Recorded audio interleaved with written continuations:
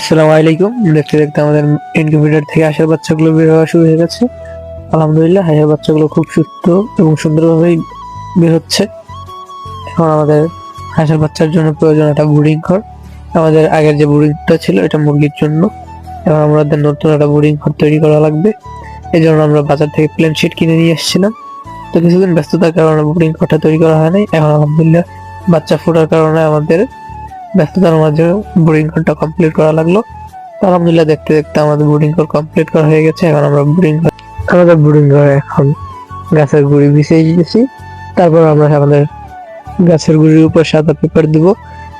এটা আপনার সাধারণত বাচ্চা হওয়ার 3 দিন পর্যন্ত বিছিয়ে দেওয়া লাগে। তারপর আমরা চলে গেলাম আমাদের হাঁসের বাচ্চা আনতে।